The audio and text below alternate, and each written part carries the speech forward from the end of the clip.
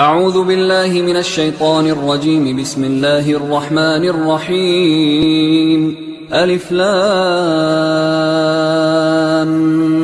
ميم. ذلك الكتاب لا ريب فيه هدى للمتقين الذين يؤمنون بالغيب ويقيمون الصلاة ومما رزقناهم ينفقون والذين يؤمنون بما أنزل إليك وما أنزل من قبلك وبالآخرة هم يوقنون أولئك على هدى من ربهم وأولئك هم المفلحون. إن الذين كفروا سواء عليهم أأنذرتهم أم لم تنذرهم لا يؤمنون. ختم الله على قلوبهم وعلى سمعهم وعلى أبصارهم غشاوة ولهم عذاب عظيم. ومن الناس من يقول آمنا بالله وباليوم الآخر وما هم بمؤمنين يخادعون الله والذين آمنوا وما يخدعون إلا أنفسهم وما يشعرون. في قلوبهم مرض فزادهم الله مرضا ولهم عذاب أليم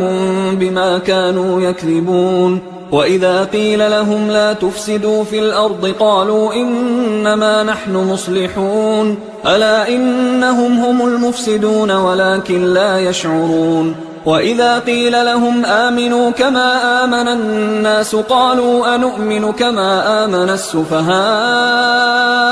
ألا إنهم هم السفهاء ولكن لا يعلمون. وإذا لقوا الذين آمنوا قالوا آمنا وإذا خلوا إلى شياطينهم قالوا إنا معكم إنما نحن مستهزئون. الله يستهزئ بهم ويمدهم في طغيانهم يعمهون. أولئك الذين اشتروا الضلالة بالهدى فما ربحت تجارتهم وما كانوا مهتدين. مثلهم كمثل الذي استوقد نارا فلما أضاءت ما حوله ذهب الله بنورهم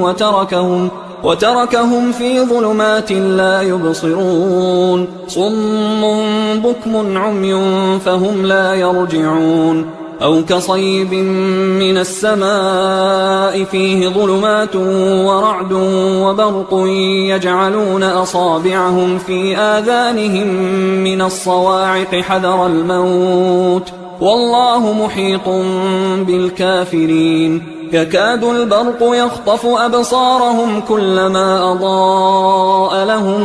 مشوا فيه وإذا أظلم عليهم قاموا ولو شاء الله لذهب بسمعهم وأبصارهم إن الله على كل شيء قدير. يا أيها الناس اعبدوا ربكم الذي خلقكم والذين من قبلكم لعلكم تتقون الذي جعل لكم الأرض فراشا والسماء بناء وأنزل من السماء ماء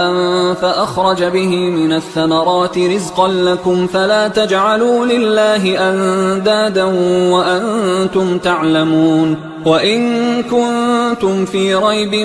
مما نزلنا على عبدنا فأتوا بسورة من مثله وادعوا شهداءكم من دون الله إن كنتم صادقين. فإن لم تفعلوا ولن تفعلوا فاتقوا النار التي وقودها الناس والحجارة أعدت للكافرين. وبشر الذين آمنوا وعملوا الصالحات أن لهم جنات تجري من تحتها الأنهار كلما رزقوا منها من ثمرة رزقا قالوا هذا الذي رزقنا من قبل وأتوا به متشابها ولهم فيها أزواج مطهرة وهم فيها خالدون. إن الله لا يستحيي أن يضرب مثلا ما بعوضة فما فوقها فأما الذين آمنوا فيعلمون أنه الحق من ربهم وأما الذين كفروا فيقولون ماذا أراد الله بهذا مثلا يضل به كثيرا ويهدي به كثيرا وما يضل به إلا الفاسقين الذين ينقضون عهد الله من بعد ميثاقه ويقطعون ما أمر الله به أن يوصل ويفسدون في الأرض أولئك هم الخاسرون. كيف تكفرون بالله وكنتم أمواتا فأحياكم ثم يميتكم ثم يحييكم ثم إليه ترجعون. هو الذي خلق لكم ما في الأرض جميعا ثم استوى إلى السماء فسواهن 7 سماوات وهو بكل شيء عليم. وإذ قال ربك للملائكة إني جاعل في الأرض خليفة قالوا أتجعل فيها من يفسد فيها ويسفك الدماء ونحن نسبح بحمدك ونقدس لك قال إني أعلم ما لا تعلمون. وعلم آدم الأسماء كلها ثم عرضهم على الملائكة فقال أنبئوني بأسماء هؤلاء إن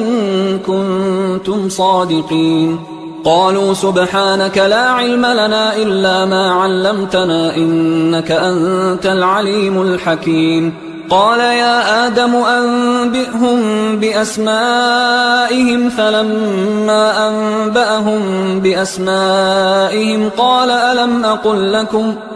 ألم أقل لكم إني أعلم غيب السماوات والأرض وأعلم ما تبدون وما كنتم تكتمون. وإذ قلنا للملائكة اسجدوا لآدم فسجدوا إلا إبليس أبى واستكبر وكان من الكافرين. وقلنا يا آدم اسكن أنت وزوجك الجنة وكلا منها رغدا حيث شئتما ولا تقربا هذه الشجرة فتكونا من الظالمين. فأزلهما الشيطان عنها فأخرجهما مما كانا فيه وقلنا اهبطوا بعضكم لبعض عدو ولكم في الأرض مستقر ومتاع إلى حين. فتلقى آدم من ربه كلمات فتاب عليه إنه هو التواب الرحيم. قلنا اهبطوا منها جميعا فإما يأتينكم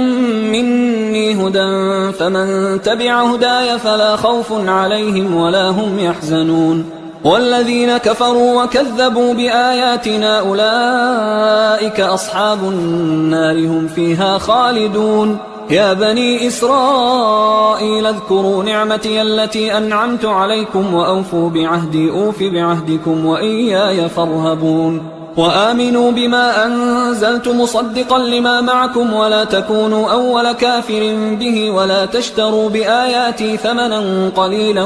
وإياي فاتقون. ولا تلبسوا الحق بالباطل وتكتموا الحق وأنتم تعلمون. وأقيموا الصلاة وآتوا الزكاة واركعوا مع الراكعين. أتأمرون الناس بالبر وتنسون أنفسكم وأنتم تتلون الكتاب أفلا تعقلون. واستعينوا بالصبر والصلاة وإنها لكبيرة إلا على الخاشعين الذين يظنون أنهم ملاقو ربهم وأنهم إليه راجعون. يا بني إسرائيل اذكروا نعمتي التي أنعمت عليكم وأني فضلتكم على العالمين. واتقوا يوما لا تجزي نفس عن نفس شيئا ولا يقبل منها شفاعة ولا يؤخذ منها عدل ولا هم ينصرون. وإذ نجيناكم من آل فرعون يسومونكم سوء العذاب يذبحون أبناءكم ويستحيون نساءكم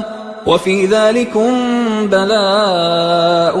من ربكم عظيم. وإذ فرقنا بكم البحر فأنجيناكم وأغرقنا آل فرعون وأنتم تنظرون. وإذ واعدنا موسى 40 ليلة ثم اتخذتم العجل من بعده وأنتم ظالمون. ثم عفونا عنكم من بعد ذلك لعلكم تشكرون وإذ آتينا موسى الكتاب والفرقان لعلكم تهتدون وإذ قال موسى لقومه يا قوم إنكم ظلمتم أنفسكم باتخاذكم العجل فتوبوا إلى بارئكم فاقتلوا أنفسكم ذلكم خير لكم عند بارئكم فتاب عليكم إنه هو التواب الرحيم وإذ قلتم يا موسى لن نؤمن لك حتى نرى الله جهرة فأخذتكم الصاعقة وأنتم تنظرون ثم بعثناكم من بعد موتكم لعلكم تشكرون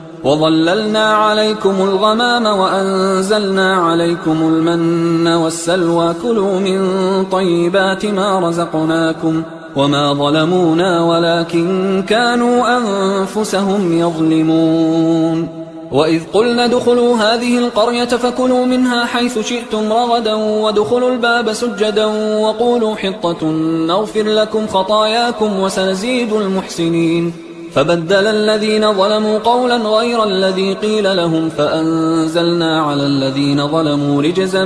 من السماء بما كانوا يفسقون وإذ استسقى موسى لقومه فقلنا اضرب بعصاك الحجر فانفجرت منه 12 عينا قد علم كل أناس مشربهم كلوا واشربوا من رزق الله ولا تعثوا في الأرض مفسدين وإذ قلتم يا موسى لن نصبر على طعام واحد فادع لنا ربك يخرج لنا مما تنبت الأرض من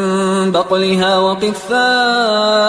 وفومها وعدسها وبصلها قال أتستبدلون الذي هو أدنى بالذي هو خير اهبطوا مصرا فإن لكم ما سألتم وضربت عليهم الذلة والمسكنة وباءوا بغضب من الله ذلك بأنهم كانوا يكفرون بآيات الله ويقتلون النبيين بغير الحق ذلك بما عصوا وكانوا يعتدون إن الذين آمنوا والذين هادوا والنصارى والصابئين من آمن بالله واليوم الآخر وعمل صالحا فلهم أجرهم عند ربهم ولا خوف عليهم ولا هم يحزنون وإذ أخذنا ميثاقكم ورفعنا فوقكم الطور خذوا ما آتيناكم بقوة واذكروا ما فيه لعلكم تتقون ثم توليتم من بعد ذلك فلولا فضل الله عليكم ورحمته لكنتم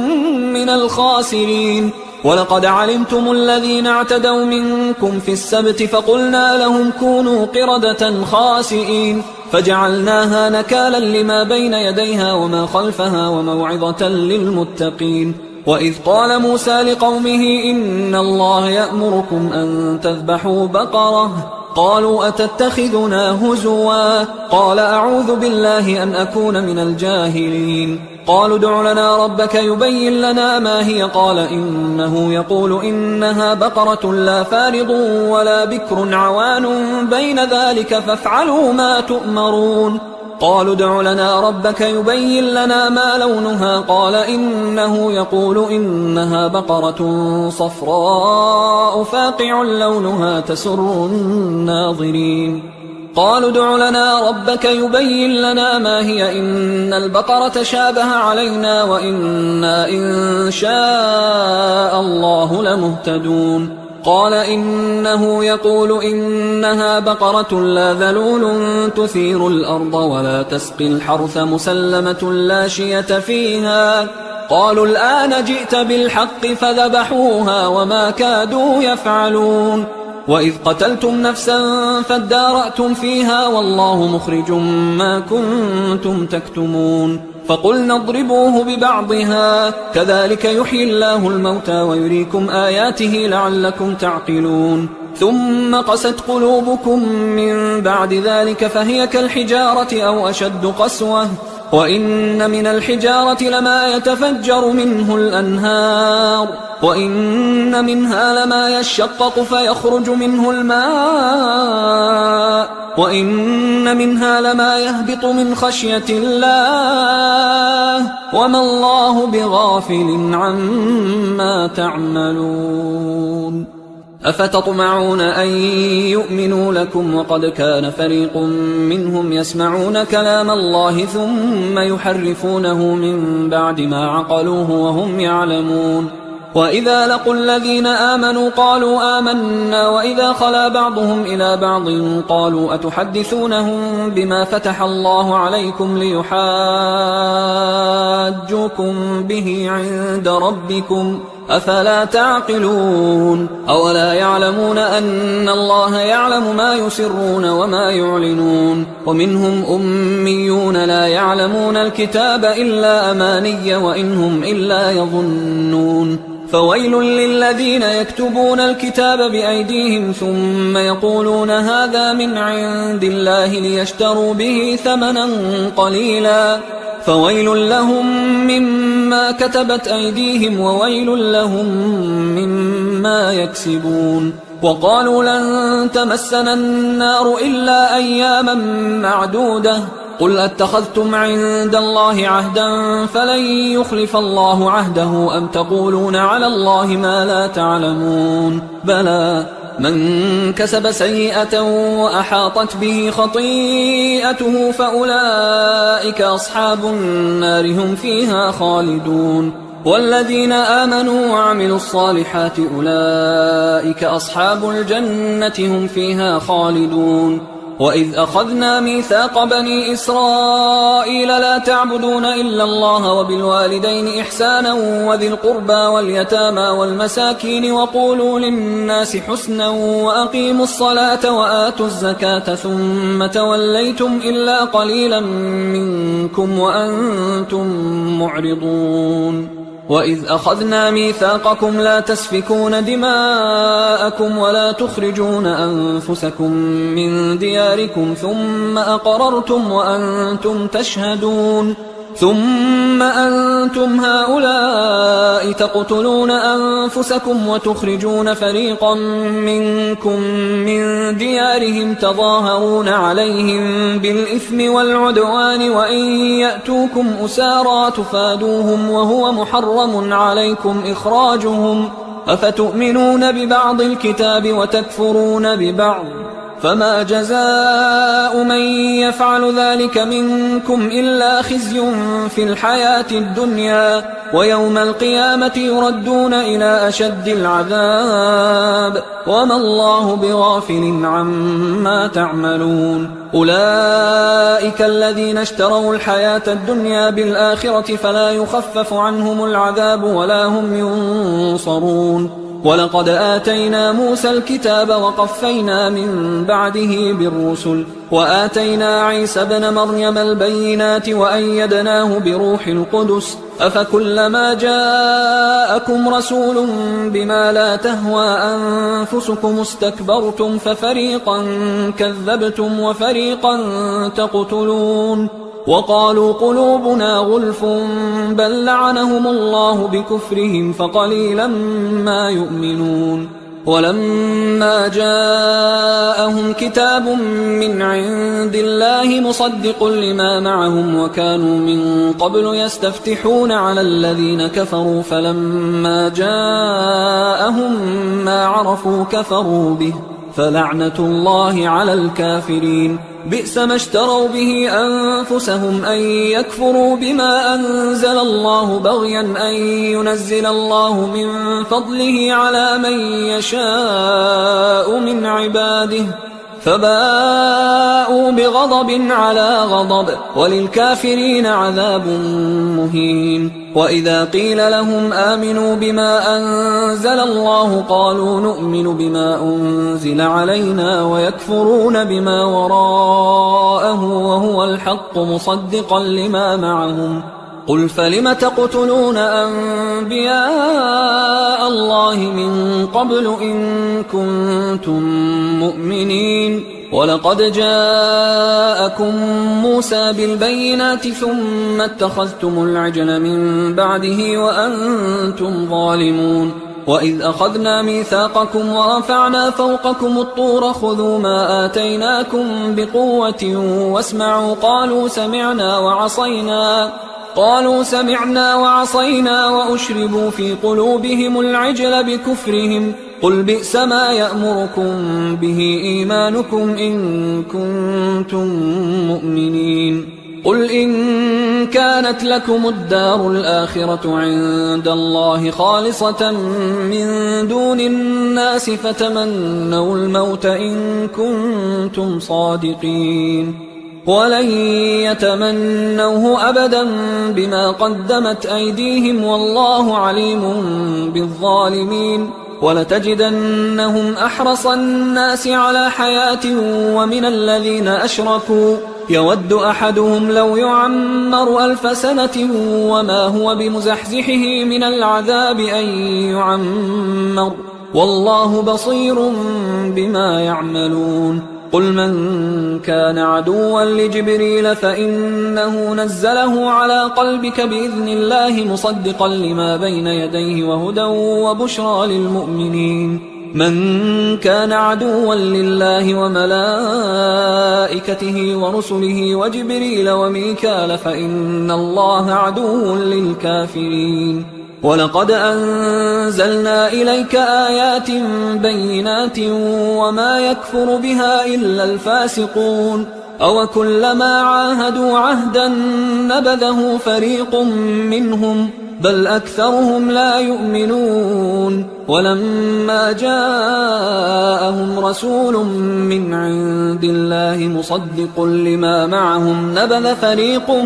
من الذين أوتوا الكتاب كتاب الله وراء ظهورهم كأنهم لا يعلمون واتبعوا ما تتلو الشياطين على ملك سليمان وما كفر سليمان ولكن الشياطين كفروا يعلمون الناس السحر وما أنزل على الملكين ببابل هاروت وماروت وما يعلمان من أحد حتى يقولا إنما نحن فتنة فلا تكفر فيتعلمون منهما ما يفرقون به بين المرء وزوجه وما هم بضارين به من أحد إلا بإذن الله ويتعلمون ما يضرهم ولا ينفعهم ولقد علموا لمن اشتراه ما له في الآخرة من خلاق ولبئس ما شروا به أنفسهم لو كانوا يعلمون ولو أنهم آمنوا واتقوا لمثوبة من عند الله خير لو كانوا يعلمون يا أيها الذين آمنوا لا تقولوا راعنا وقولوا انظرنا واسمعوا وللكافرين عذاب أليم ما يود الذين كفروا من أهل الكتاب ولا المشركين أن ينزل عليكم من خير من ربكم والله يختص برحمته من يشاء والله ذو الفضل العظيم ما ننسخ من آية أو ننسها نأت بخير منها أو مثلها ألم تعلم أن الله على كل شيء قدير ألم تعلم أن الله له ملك السماوات والأرض وما لكم من دون الله من ولي ولا نصير أم تريدون أن تسألوا رسولكم كما سئل موسى من قبل ومن يتبدل الكفر بالإيمان فقد ضل سواء السبيل ود كثير من أهل الكتاب لو يردونكم من بعد إيمانكم كفارا حسدا من عند أنفسهم من بعد ما تبين لهم الحق فاعفوا واصفحوا حتى يأتي الله بأمره إن الله على كل شيء قدير وأقيموا الصلاة وآتوا الزكاة وما تقدموا لأنفسكم من خير تجدوه عند الله إن الله بما تعملون بصير وقالوا لن يدخل الجنة إلا من كان هودا أو نصارى تلك أمانيهم قل هاتوا برهانكم إن كنتم صادقين بلى من أسلم وجهه لله وهو محسن فله أجره عند ربه ولا خوف عليهم ولا هم يحزنون وقالت اليهود ليست النصارى على شيء وقالت النصارى ليست اليهود على شيء وهم يتلون الكتاب كذلك قال الذين لا يعلمون مثل قولهم فالله يحكم بينهم يوم القيامة فيما كانوا فيه يختلفون ومن أظلم ممن منع مساجد الله أن يذكر فيها اسمه وسعى في خرابها أولئك ما كان لهم أن يدخلوها إلا خائفين لهم في الدنيا خزي ولهم في الآخرة عذاب عظيم ولله المشرق والمغرب فأينما تولوا فثم وجه الله إن الله واسع عليم وقالوا اتخذ الله ولدا سبحانه بل له ما في السماوات والأرض كل له قانتون بديع السماوات والأرض وإذا قضى أمرا فإنما يقول له كن فيكون وقال الذين لا يعلمون لولا يكلمنا الله أو تأتينا آية كذلك قال الذين من قبلهم مثل قولهم تشابهت قلوبهم قد بينا الآيات لقوم يوقنون إنا أرسلناك بالحق بشيرا ونذيرا ولا تسأل عن أصحاب الجحيم ولن ترضى عنك اليهود ولا النصارى حتى تتبع ملتهم قل إن هدى الله هو الهدى ولئن اتبعت أهواءهم بعد الذي جاءك من العلم ما لك من الله من ولي ولا نصير الذين آتيناهم الكتاب يتلونه حق تلاوته أولئك يؤمنون به ومن يكفر به فأولئك هم الخاسرون يا بني إسرائيل اذكروا نعمتي التي أنعمت عليكم وأني فضلتكم على العالمين واتقوا يوما لا تجزي نفس عن نفس شيئا ولا يقبل منها عدل ولا تنفعها شفاعة ولا هم ينصرون وإذ ابتلى إبراهيم ربه بكلمات فأتمهن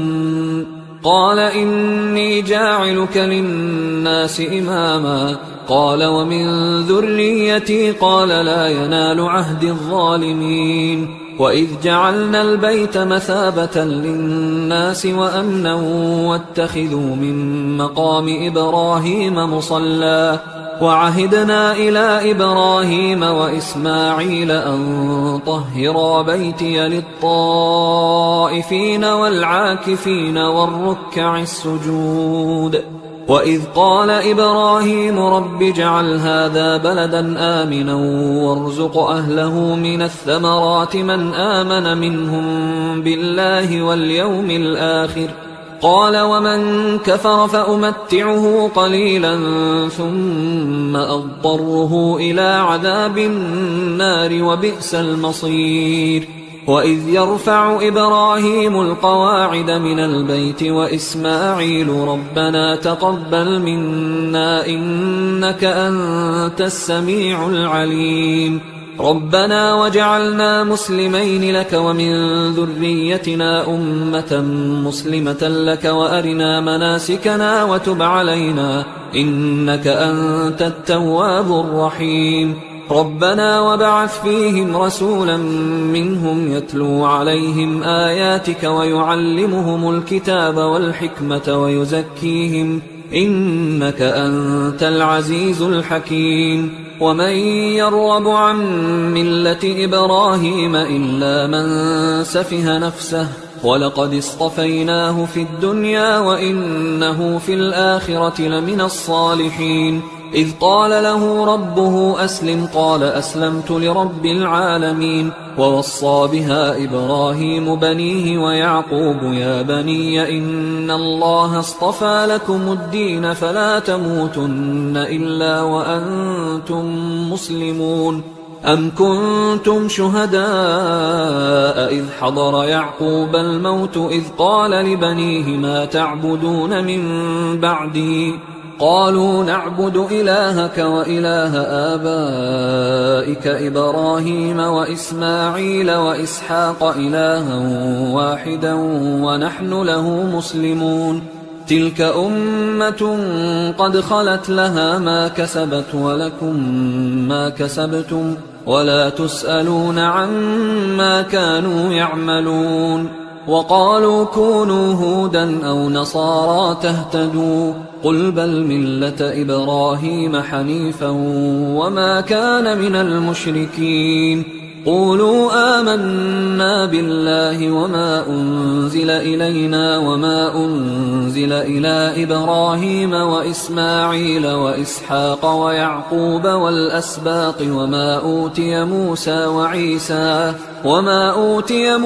وعيسى وما أوتي النبيون من ربهم لا نفرق بين أحد منهم ونحن له مسلمون. فإن آمنوا بمثل ما آمنتم به فقد اهتدوا وإن تولوا فإنما هم في شقاق فسيكفيكهم الله وهو السميع العليم. صبغة الله ومن أحسن من الله صبغة ونحن له عابدون. قل أتحاجوننا في الله وهو ربنا وربكم ولنا أعمالنا ولكم أعمالكم ونحن له مخلصون. أم تقولون إن إبراهيم وإسماعيل وإسحاق ويعقوب والأسباط كانوا هودا أو نصارى قل أأنتم أعلم أم الله ومن أظلم ممن كتم شهادة عنده من الله وما الله بغافل عما تعملون. تلك أمة قد خلت لها ما كسبت ولكم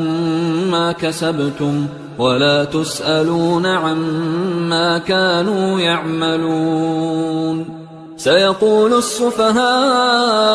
من الناس ما ولاهم عن قبلتهم التي كانوا عليها قل لله المشرق والمغرب يهدي من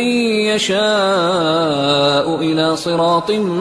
مستقيم. وكذلك جعلناكم أمة وسطا لتكونوا شهداء على الناس ويكون الرسول عليكم شهيدا. وما جعلنا القبلة التي كنت عليها إلا لنعلم من يتبع الرسول ممن ينقلب على عقبيه وإن كانت لكبيرة إلا على الذين هدى الله وما كان الله ليضيع إيمانكم إن الله بالناس لرؤوف رحيم. قد نرى تقلب وجهك في السماء فلنولينك قبلة ترضاها فول وجهك شطر المسجد الحرام وحيث ما كنتم فولوا وجوهكم شطره وإن الذين أوتوا الكتاب ليعلمون أنه الحق من ربهم وما الله بغافل عما يعملون. ولئن أتيت الذين أوتوا الكتاب بكل آية ما تبعوا قبلتك وما أنت بتابع قبلتهم وما بعضهم بتابع قبلة بعض ولئن اتبعت أهواءهم من بعد ما جاءك من العلم إنك إذا لمن الظالمين. الذين آتيناهم الكتاب يعرفونه كما يعرفون أبناءهم وإن فريقا منهم ليكتمون الحق وهم يعلمون. الحق من ربك فلا تكونن من الممترين ولكل وجهة هو موليها فاستبقوا الخيرات أينما تكونوا يأت بكم الله جميعا إن الله على كل شيء قدير ومن حيث خرجت فول وجهك شطر المسجد الحرام وإنه للحق من ربك وما الله بغافل عما تعملون ومن حيث خرجت فول وجهك شطر المسجد الحرام وحيث ما كنتم فولوا وجوهكم شطره لئلا يكون للناس عليكم حجة إلا الذين ظلموا منهم فلا تخشوهم واخشوني ولأتم نعمتي عليكم ولعلكم تهتدون كما أرسلنا فيكم رسولا منكم يتلو عليكم آياتنا ويزكيكم ويعلمكم الكتاب والحكمة ويعلمكم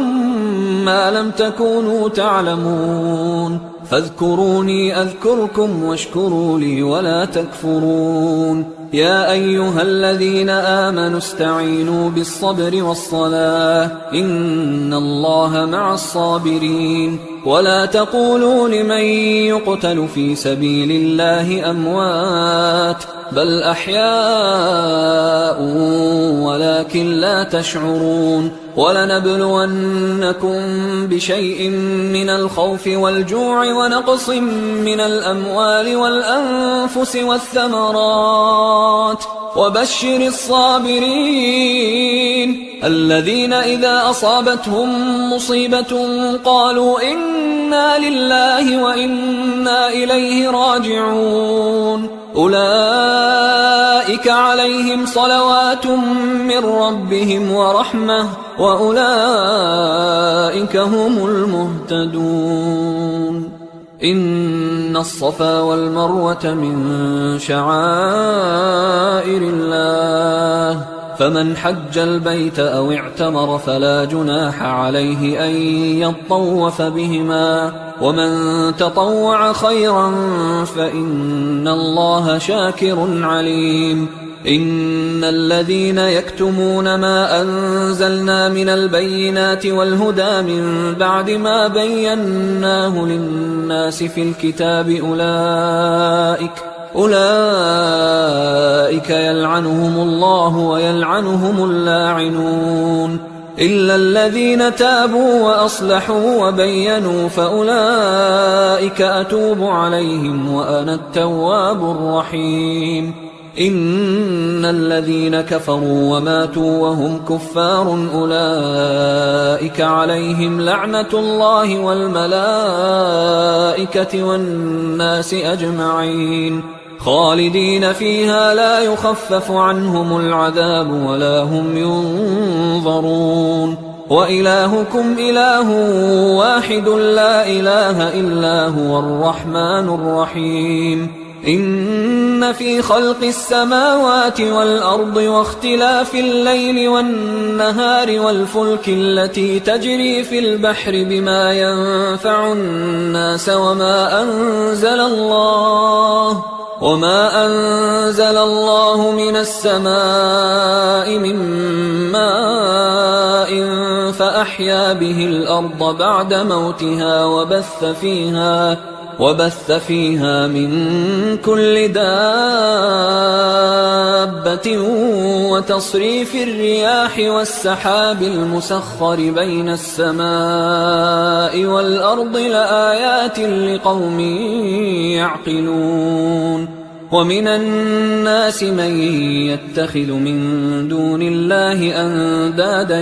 يحبونهم كحب الله والذين آمنوا أشد حبا لله ولو يرى الذين ظلموا إذ يرون العذاب أن القوة لله جميعا وأن الله شديد العذاب إذ تبرأ الذين اتبعوا من الذين اتبعوا ورأوا العذاب وتقطعت بهم الأسباب وقال الذين اتبعوا لو أن لنا كرة فنتبرأ منهم كما تبرأوا منا كذلك يريهم الله أعمالهم حسرات عليهم وما هم بخارجين من النار. يا أيها الناس كلوا مما في الأرض حلالا طيبا ولا تتبعوا خطوات الشيطان إنه لكم عدو مبين. إنما يأمركم بالسوء والفحشاء وأن تقولوا على الله ما لا تعلمون. وإذا قيل لهم اتبعوا ما أنزل الله قالوا بل نتبع ما ألفينا عليه آباءنا أولو كان آباؤهم لا يعقلون شيئا ولا يهتدون. ومثل الذين كفروا كمثل الذي ينعق بما لا يسمع إلا دعاء ونداء صم بكم عمي فهم لا يعقلون. يا أيها الذين آمنوا كلوا من طيبات ما رزقناكم واشكروا لله إن كنتم إياه تعبدون. إنما حرم عليكم الميتة والدم ولحم الخنزير وما أهل به لغير الله فمن اضطر غير باغ ولا عاد فلا إثم عليه إن الله غفور رحيم. إن الذين يكتمون ما أنزل الله من الكتاب ويشترون به ثمنا قليلا أولئك ما يأكلون في بطونهم إلا النار ولا يكلمهم الله يوم القيامة ولا يزكيهم ولهم عذاب أليم. أولئك الذين اشتروا الضلالة بالهدى والعذاب بالمغفرة فما أصبرهم على النار ذلك بأن الله نزل الكتاب بالحق وإن الذين اختلفوا في الكتاب لفي شقاق بعيد. ليس البر أن تولوا وجوهكم قبل المشرق والمغرب ولكن البر من آمن بالله واليوم الآخر والملائكة والكتاب والنبيين وآتى المال على حبه ذوي القربى واليتامى والمساكين وابن السبيل والسائلين وفي الرقاب وأقام الصلاة وآتى الزكاة والموفون بعهدهم إذا عاهدوا والصابرين في البأساء والضراء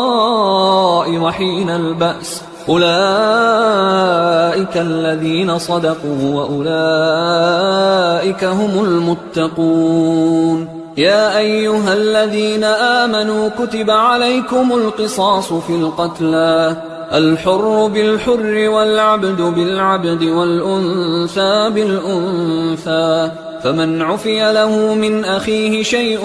فاتباع بالمعروف وأداء إليه بإحسان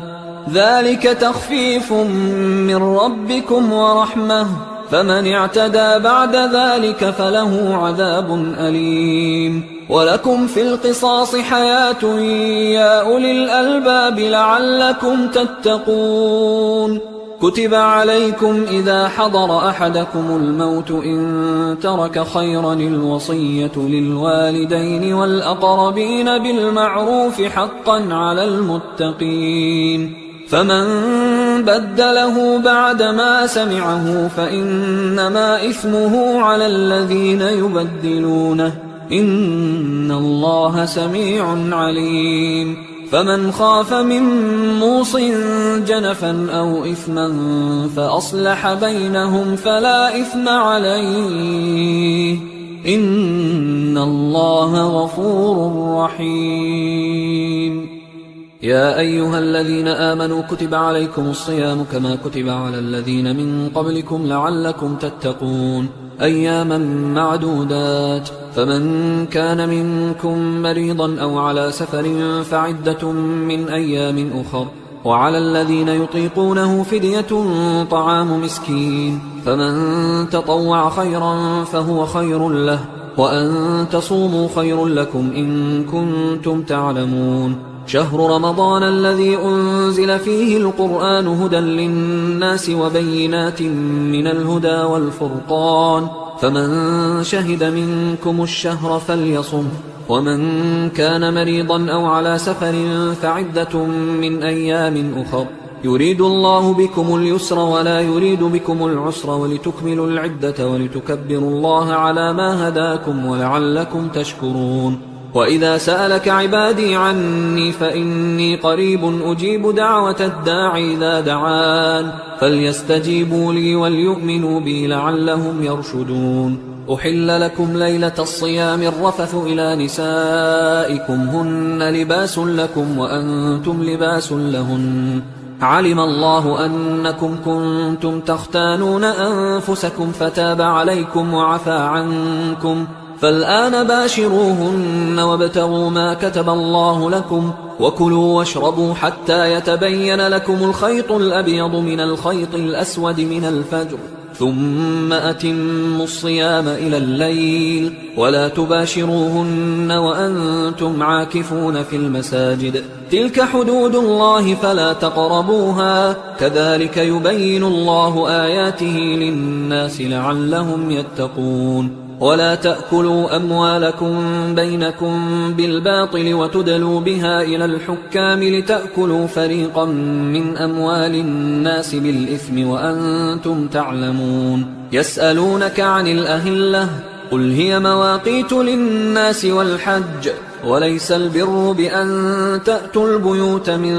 ظهورها ولكن البر من اتقى، وأتوا البيوت من أبوابها واتقوا الله لعلكم تفلحون. وقاتلوا في سبيل الله الذين يقاتلونكم ولا تعتدوا إن الله لا يحب المعتدين. وقتلوهم حيث ثقفتموهم وأخرجوهم من حيث أخرجوكم والفتنة أشد من القتل، ولا تقاتلوهم عند المسجد الحرام حتى يقاتلوكم فيه، فإن قاتلوكم فاقتلوهم، كذلك جزاء الكافرين، فإن انتهوا فإن الله غفور رحيم. وقاتلوهم حتى لا تكون فتنة ويكون الدين لله، فإن انتهوا فلا عدوان إلا على الظالمين. الشهر الحرام بالشهر الحرام والحرمات قصاص، فمن اعتدى عليكم فاعتدوا عليه بمثل ما اعتدى عليكم، واتقوا الله واعلموا أن الله مع المتقين. وأنفقوا في سبيل الله ولا تلقوا بأيديكم إلى التهلكة وأحسنوا إن الله يحب المحسنين. وأتموا الحج والعمرة لله، فإن أحصرتم فما استيسر من الهدي، ولا تحلقوا رؤوسكم حتى يبلغ الهدي محله، فمن كان منكم مريضا أو به أذى من رأسه ففدية من صيام أو صدقة أو نسك، فإذا أمنتم فمن تمتع بالعمرة إلى الحج فما استيسر من الهدي، فمن لم يجد فصيام 3 أيام في الحج و7 إذا رجعتم، تلك 10 كاملة، ذلك لمن لم يكن أهله حاضر المسجد الحرام. واتقوا الله واعلموا أن الله شديد العقاب. الحج أشهر معلومات، فمن فرض فيهن الحج فلا رفث ولا فسوق ولا جدال في الحج، وما تفعلوا من خير يعلمه الله، وتزودوا فإن خير الزاد التقوى واتقون يا أولي الألباب. ليس عليكم جناح أن تبتغوا فضلا من ربكم، فإذا أفضتم من عرفات فاذكروا الله عند المشعر الحرام واذكروه كما هداكم وإن كنتم من قبله لمن الضالين. ثم أفيضوا من حيث أفاض الناس واستغفروا الله إن الله غفور رحيم. فإذا قضيتم مناسككم فاذكروا الله كذكركم آباءكم أو أشد ذكرا. فمن الناس من يقول ربنا آتنا في الدنيا وما له في الآخرة من خلاق، ومنهم من يقول ربنا آتنا في الدنيا حسنة وفي الآخرة حسنة وقنا عذاب النار. أولئك لهم نصيب مما كسبوا والله سريع الحساب. واذكروا الله في أيام معدودات، فمن تعجل في يومين فلا إثم عليه ومن تأخر فلا إثم عليه لمن اتقى. واتقوا الله واعلموا أنكم إليه تحشرون. ومن الناس من يعجبك قوله في الحياة الدنيا ويشهد الله على ما في قلبه وهو ألد الخصام. وإذا تولى سعى في الأرض ليفسد فيها ويهلك الحرث والنسل والله لا يحب الفساد. وإذا قيل له اتق الله أخذته العزة بالإثم فحسبه جهنم ولبئس المهاد. ومن الناس من يشري نفسه ابتغاء مرضات الله والله رؤوف بالعباد. يا أيها الذين آمنوا ادخلوا في السلم كافة ولا تتبعوا خطوات الشيطان إنه لكم عدو مبين. فإن زللتم من بعد ما جاءتكم البينات فاعلموا أن الله عزيز حكيم. هل ينظرون إلا أن يأتيهم الله في ظلل من الغمام والملائكة وقضي الأمر وإلى الله ترجع الأمور. سل بني إسرائيل كم آتيناهم من آية بينة ومن يبدل نعمة الله من بعد ما جاءته فإن الله شديد العقاب. زين للذين كفروا الحياة الدنيا ويسخرون من الذين آمنوا والذين اتقوا فوقهم يوم القيامة والله يرزق من يشاء بغير حساب. كان الناس أمة واحدة فبعث الله النبيين مبشرين ومنذرين وأنزل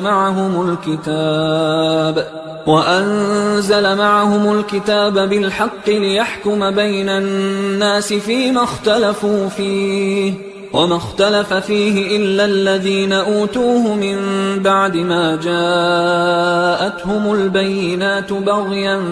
بينهم فهدى الله الذين آمنوا لما اختلفوا فيه من الحق بإذنه والله يهدي من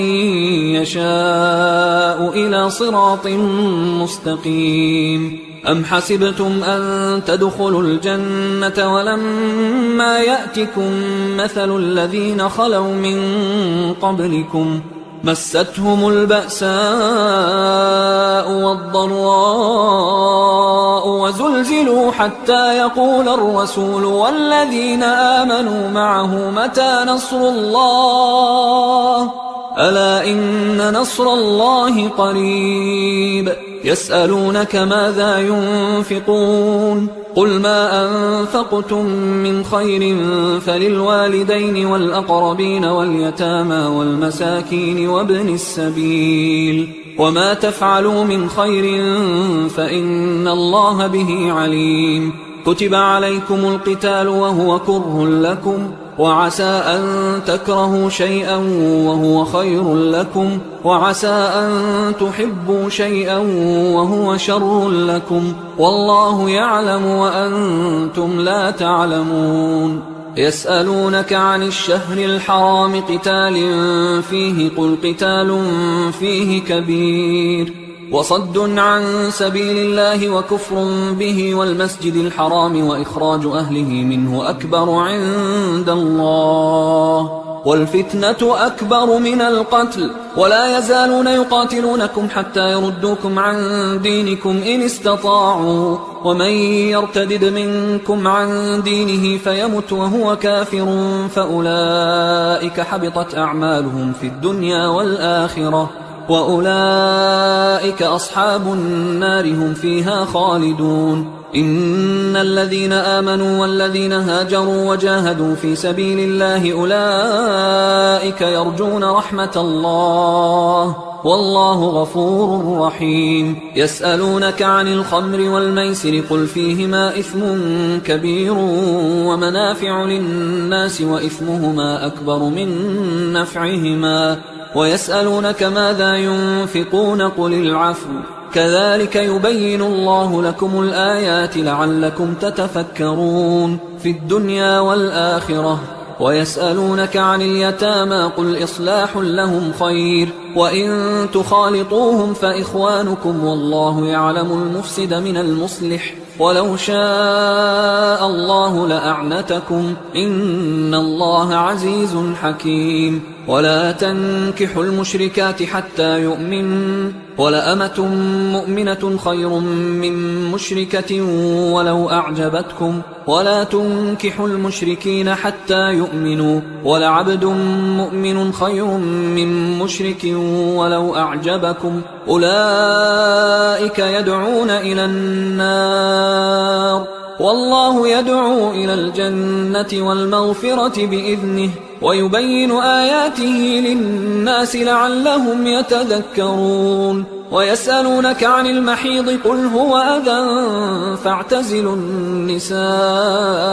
في المحيض ولا تقربوهن حتى يطهرن فإذا تطهرن فأتوهن من حيث أمركم الله إن الله يحب التوابين ويحب المتطهرين نساؤكم حرث لكم فأتوا حرثكم أنى شئتم وقدموا لأنفسكم واتقوا الله واعلموا أنكم ملاقوه وبشر المؤمنين ولا تجعلوا الله عرضة لأيمانكم أن تبروا وتتقوا وتصلحوا بين الناس والله سميع عليم لا يؤاخذكم الله باللغو في أيمانكم ولكن يؤاخذكم بما كسبت قلوبكم والله غفور حليم للذين يؤلون من نسائهم تربص 4 أشهر فإن فاءوا فإن الله غفور رحيم وإن عزموا الطلاق فإن الله سميع عليم والمطلقات يتربصن بأنفسهن 3 قروء ولا يحل لهن أن يكتمن ما خلق الله في أرحامهن إن كن يؤمن بالله واليوم الآخر وبعولتهن أحق بردهن في ذلك إن أرادوا إصلاحا ولهن مثل الذي عليهن بالمعروف وللرجال عليهن درجة والله عزيز حكيم الطلاق 2 فإمساك بمعروف أو تسريح بإحسان ولا يحل لكم أن تأخذوا مما آتيتموهن شيئا إلا أن يخافا ألا يقيما حدود الله فإن خفتم ألا يقيما حدود الله فلا جناح عليهما فيما افتدت به تلك حدود الله فلا تعتدوها ومن يتعد حدود الله فأولئك هم الظالمون فإن طلقها فلا تحل له من بعد حتى تنكح زوجا غيره فإن طلقها فلا جناح عليهما أن يتراجعا إن ظنا أن يقيما حدود الله وتلك حدود الله يبينها لقوم يعلمون وإذا طلقتم النساء فبلغن أجلهن فأمسكوهن بمعروف أو سرحوهن بمعروف ولا تمسكوهن ضرارا لتعتدوا ومن يفعل ذلك فقد ظلم نفسه ولا تتخذوا آيات الله هزوا واذكروا نعمة الله عليكم وما أنزل عليكم من الكتاب والحكمة يعظكم به واتقوا الله واعلموا أن الله بكل شيء عليم وإذا طلقتم النساء فبلغن أجلهن فلا تعضلوهن أن ينكحن أزواجهن إذا تراضوا بينهم بالمعروف ذلك يوعظ به من كان منكم يؤمن بالله واليوم الآخر ذلكم أزكى لكم وأطهر والله يعلم وأنتم لا تعلمون والوالدات يرضعن أولادهن حولين كاملين لمن أراد أن يتم الرضاعة وعلى المولود له رزقهن وكسوتهن بالمعروف لا تكلف نفس إلا وسعها لا تضار والدة بولدها ولا مولود له بولده وعلى الوارث مثل ذلك فإن أرادا فصالا عن تراض منهما وتشاور فلا جناح عليهما وإن أردتم أن تسترضعوا أولادكم فلا جناح عليكم إذا سلمتم ما آتيتم بالمعروف واتقوا الله واعلموا أن الله بما تعملون بصير والذين يتوفون منكم ويذرون أزواجا يتربصن بأنفسهن 4 أشهر وعشرا فإذا بلغن أجلهن فلا جناح عليكم فيما فعلن في أنفسهن بالمعروف والله بما تعملون خبير ولا جناح عليكم فيما عرضتم به من خطبة النساء أو أكننتم في أنفسكم علم الله أنكم ستذكرونهن ولكن لا تواعدوهن سرا إلا أن تقولوا قولا معروفا ولا تعزموا عقدة النكاح حتى يبلغ الكتاب أجله واعلموا أن الله يعلم ما في أنفسكم فاحذروه واعلموا أن الله غفور حليم لا جناح عليكم إن طلقتم النساء ما لم تمسوهن أو تفرضوا لهن فريضة ومتعوهن على الموسع قدره وعلى المقتر قدره متاعا بالمعروف حقا على المحسنين وإن طلقتموهن من قبل أن تمسوهن وقد فرضتم لهن فريضة فنصف ما فرضتم إلا أن يعفون أو يعفو الذي بيده عقدة النكاح وأن تعفوا أقرب للتقوى ولا تنسوا الفضل بينكم إن الله بما تعملون بصير حافظوا على الصلوات والصلاة الوسطى وقوموا لله قانتين فإن خفتم فرجالا أو ركبانا فإذا أمنتم فاذكروا الله كما علمكم ما لم تكونوا تعلمون والذين يتوفون منكم ويذرون أزواجا وصية لأزواجهم متاعا إلى الحول غير إخراج فإن خرجن فلا جناح عليكم فيما فعلن في أنفسهن من معروف والله عزيز حكيم وللمطلقات متاع بالمعروف حقا على المتقين كذلك يبين الله لكم آياته لعلكم تعقلون ألم تر إلى الذين خرجوا من ديارهم وهم ألوف حذر الموت فقال لهم الله موتوا ثم أحياهم إن الله لذو فضل على الناس ولكن أكثر الناس لا يشكرون وقاتلوا في سبيل الله واعلموا أن الله سميع عليم من ذا الذي يقرض الله قرضا حسنا فيضاعفه له أضعافا كثيرة والله يقبض ويبسط وإليه ترجعون ألم تر إلى الملأ من بني إسرائيل من بعد موسى إذ قالوا لنبي له مبعث لنا ملكا نقاتل في سبيل الله قال هل عسيتم إن كتب عليكم القتال ألا تقاتلوا قالوا وما لنا ألا نقاتل في سبيل الله وقد أخرجنا من ديارنا وأبنائنا فلما كتب عليهم القتال تولوا إلا قليلا منهم والله عليم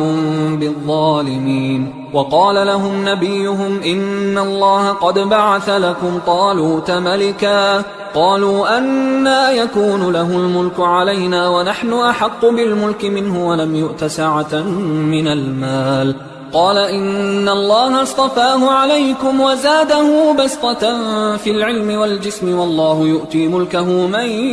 يشاء والله واسع عليم وقال لهم نبيهم إن آية ملكه أن يأتيكم التابوت فيه سكينة من ربكم وبقية مما ترك آل موسى وآل هارون تحمله الملائكة إن في ذلك لآية لكم إن كنتم مؤمنين فلما فصل طالوت بالجنود قال إن الله مبتليكم بنهر فمن شرب منه فليس مني ومن لم يطعمه فإنه مني إلا من اغترف غرفة بيده فشربوا منه إلا قليلا منهم فلما جاوزه هو والذين آمنوا معه قالوا لا طاقة لنا اليوم بجالوت وجنوده قال الذين يظنون أنهم ملاقوا الله كم من فئة قليلة غلبت فئة كثيرة بإذن الله والله مع الصابرين ولما برزوا لجالوت وجنوده قالوا ربنا أفرغ علينا صبرا وثبت أقدامنا وانصرنا على القوم الكافرين فهزموهم بإذن الله وقتل داود جالوت وآتاه الله الملك والحكمة وعلمه مما يشاء ولولا دفع الله الناس بعضهم ببعض لفسدت الأرض ولكن الله ذو فضل على العالمين تلك آيات الله نتلوها عليك بالحق وإنك لمن المرسلين تلك الرسل فضلنا بعضهم على بعض منهم من كلم الله ورفع بعضهم درجات وآتينا عيسى ابن مريم البينات وأيدناه بروح القدس ولو شاء الله ما اقتتل الذين من بعدهم من بعد ما جاءتهم البينات ولكن اختلفوا فمنهم من آمن ومنهم من كفر ولو شاء الله ما اقتتلوا ولكن الله يفعل ما يريد يا أيها الذين آمنوا أنفقوا مما رزقناكم من قبل أن يأتي يوم لا بيع فيه ولا خلة ولا شفاعة والكافرون هم الظالمون الله لا إله إلا هو الحي القيوم لا تأخذه سنة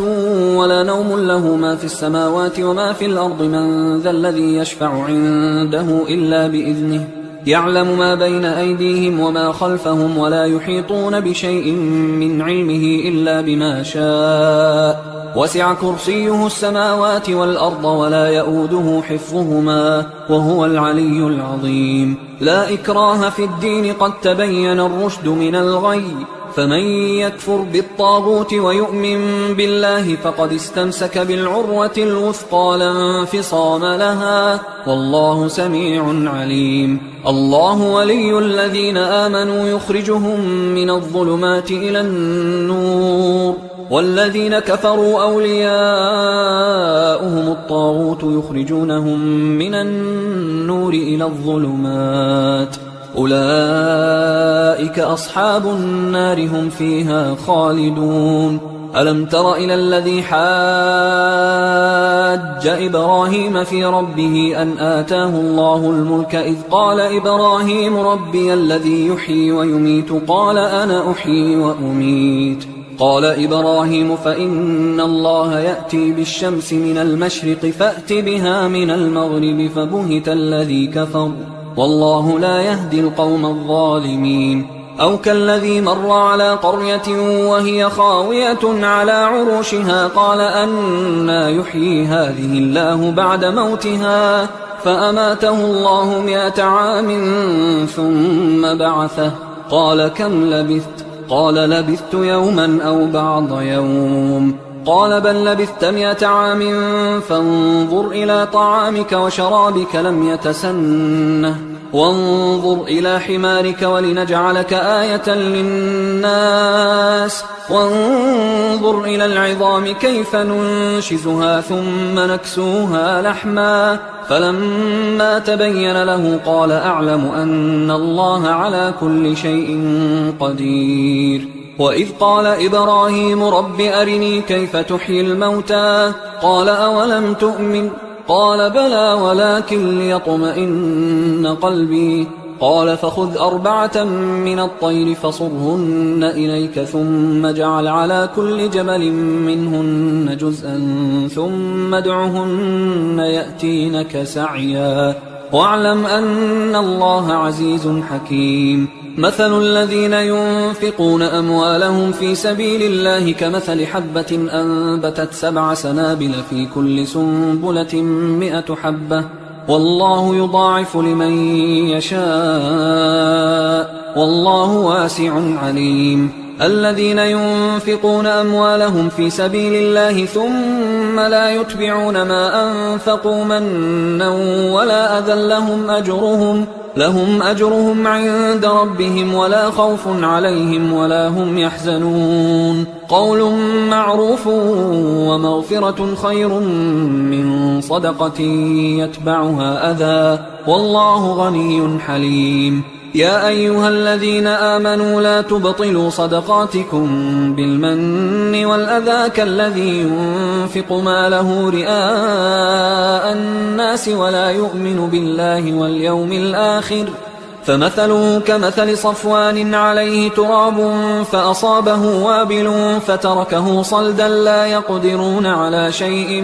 مما كسبوا والله لا يهدي القوم الكافرين ومثل الذين ينفقون أموالهم ابتغاء مرضات الله وتثبيتا من أنفسهم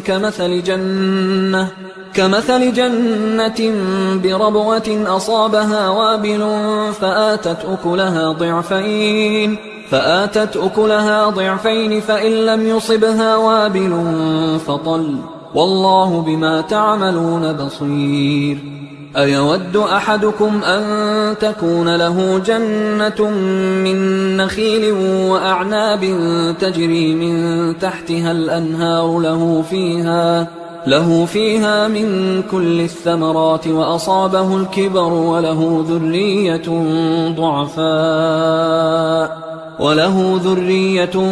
ضعفاء فأصابها إعصار فيه نار فاحترقت كذلك يبين الله لكم الآيات لعلكم تتفكرون يا أيها الذين آمنوا أنفقوا من طيبات ما كسبتم ومما أخرجنا لكم من الأرض ولا تيمموا الخبيث منه تنفقون ولستم بآخذيه إلا أن تغمضوا فيه واعلموا أن الله غني حميد الشيطان يعدكم الفقر ويأمركم بالفحشاء والله يعدكم مغفرة منه وفضلا والله واسع عليم يؤتي الحكمة من يشاء ومن يؤت الحكمة فقد أوتي خيرا كثيرا وما يذكر إلا أولو الألباب وما أنفقتم من نفقة أو نذرتم من نذر فإن الله يعلمه وما للظالمين من أنصار إن تبدوا الصدقات فنعما هي وإن تخفوها وتؤتوها الفقراء فهو خير لكم ويكفر عنكم من سيئاتكم والله بما تعملون خبير ليس عليك هداهم ولكن الله يهدي من يشاء وما تنفقوا من خير فلأنفسكم وما تنفقون إلا ابتغاء وجه الله وما تنفقوا من خير يوفى إليكم وأنتم لا تظلمون للفقراء الذين أحصروا في سبيل الله لا يستطيعون ضربا في الأرض يحسبهم الجاهل أغنياء من التعفف تعرفهم بسيماهم لا يسألون الناس إلحافا وما تنفقوا من خير فإن الله به عليم الذين ينفقون أموالهم بالليل والنهار سرا وعلانية فلهم أجرهم عند ربهم ولا خوف عليهم ولا هم يحزنون الذين يأكلون الربا لا يقومون إلا كما يقوم الذي يتخبطه الشيطان من المس ذلك بأنهم قالوا إنما البيع مثل الربا وأحل الله البيع وحرم الربا فمن جاءه موعظة من ربه فانتهى فله ما سلف وأمره إلى الله ومن عاد فأولئك أصحاب النار هم فيها خالدون يمحق الله الربا ويربي الصدقات والله لا يحب كل كفار أثيم إن الذين آمنوا وعملوا الصالحات وأقاموا الصلاة وآتوا الزكاة لهم أجرهم عند ربهم ولا خوف عليهم ولا هم يحزنون يا أيها الذين آمنوا اتقوا الله وذروا ما بقي من الربا إن كنتم مؤمنين فإن لم تفعلوا فأذنوا بحرب من الله ورسوله وإن تبتم فلكم رؤوس أموالكم لا تظلمون ولا تظلمون وإن كان ذو عسرة فنظرة إلى ميسرة وأن تصدقوا خير لكم إن كنتم تعلمون واتقوا يوما ترجعون فيه إلى الله ثم توفى كل نفس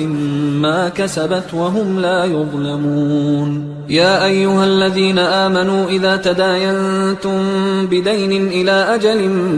مسمى فاكتبوه وليكتب بينكم كاتب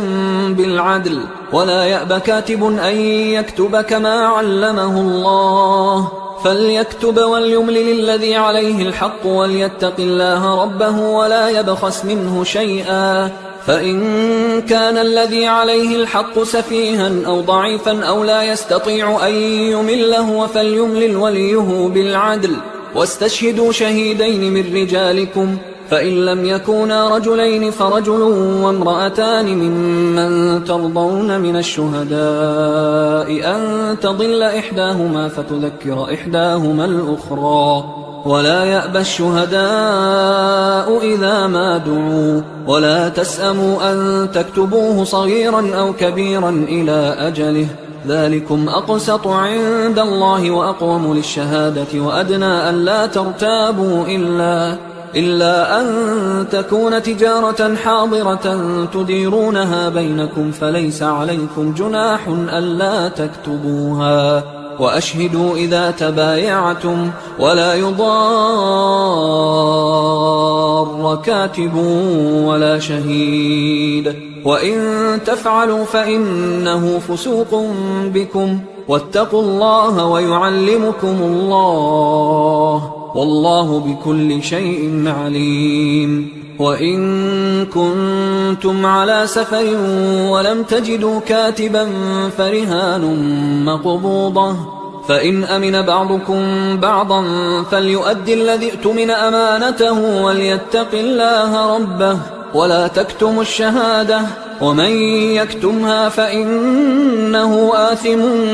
قلبه والله بما تعملون عليم. لله ما في السماوات وما في الأرض، وإن تبدوا ما في أنفسكم أو تخفوه يحاسبكم به الله فيغفر لمن يشاء ويعذب من يشاء والله على كل شيء قدير. آمن الرسول بما أنزل إليه من ربه والمؤمنون كل آمن بالله وملائكته وكتبه ورسله لا نفرق بين أحد من رسله وقالوا سمعنا وأطعنا غفرانك ربنا وإليك المصير. لا يكلف الله نفسا إلا وسعها، لها ما كسبت وعليها ما اكتسبت، ربنا لا تؤاخذنا إن نسينا أو أخطأنا، ربنا ولا تحمل علينا إصرا كما حملته على الذين من قبلنا، ربنا ولا تحملنا ما لا طاقة لنا به، واعف عنا واغفر لنا وارحمنا أنت مولانا فانصرنا على القوم الكافرين.